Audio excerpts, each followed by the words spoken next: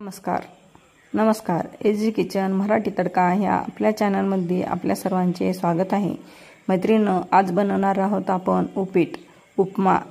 तर हा खूप साध्या आणि घरगुती पद्धतीने मी इथे बनवलेला आहे।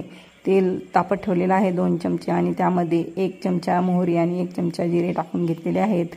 हे कांदा, मिरच्या आणि कोथिंबीर चिरून घेतलेली आहे। तर ह्या अगोदर मिरची टाकून घेऊयात आणि नंतर कांदा टाकून घेऊयात आणि हे परतून घ्यायचं आहे आपल्याला।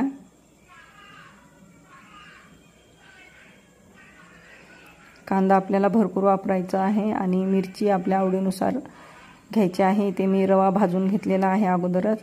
इथे 1 चमचा मी उडीद डाळ टाकलेली आहे, उडदाची डाळ, आणि 1 मूठ शेंगदाणे, 1 मूठ डाळव टाकलेले आहेत। ते आपण परतून घेऊयात आणि हे चवीनुसार मीठ टाकायचं आहे, ते पण आपल्याला परतून घ्यायचं आहे। हे पहा, आता आपण इथं हळदीचा वापर करणार नाही। खूप छान असा हा उपमा होतो। तर हे पहा, आता उकळी आलेली आहे। आपल्याला ज्या प्रमाणामध्ये करायचं आहे त्या प्रमाणामध्ये आपल्याला ह्यामध्ये पाणी टाकून घ्यायचं आहे आणि आता आपण ह्यामध्ये जसा रवा बसेल तसा आपल्याला ह्यात टाकून घ्यायचा आहे। तर माझा 2 वाट्या रवा इथे बसलेला आहे। तुम्हाला जर ह्यापेक्षा मोकळा आवडत असेल तर आणखीन थोडा रवा ह्यामध्ये मिक्स करा, गुठळ्या होऊ देऊ नका। सारखं आपल्याला हे परतून घेत हलवत आपल्याला ह्यामध्ये रवा मिक्स करायचा आहे।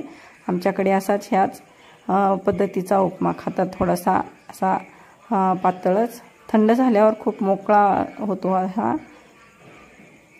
हे पहा, आपला उपीट तयार आहे, उपमा तयार आहे। तर तुम्ही नक्की ट्राय करा आणि तुमच्याकडे आवडला का नाही हा नांदेडी उपमा आहे, हा नांदेडी पद्धतीने केलेला आहे। तर तुम्ही नक्की ट्राय करा आणि खाऊन बघा आणि कमेंट करून सांगायला विसरू नका की तुमच्याकडे आवडला का नाही। आणि चॅनलला सबस्क्राईब करा आणि जे बाजूला बेल आयकॉन आहे ते पण प्रेस करा। थँक्यू।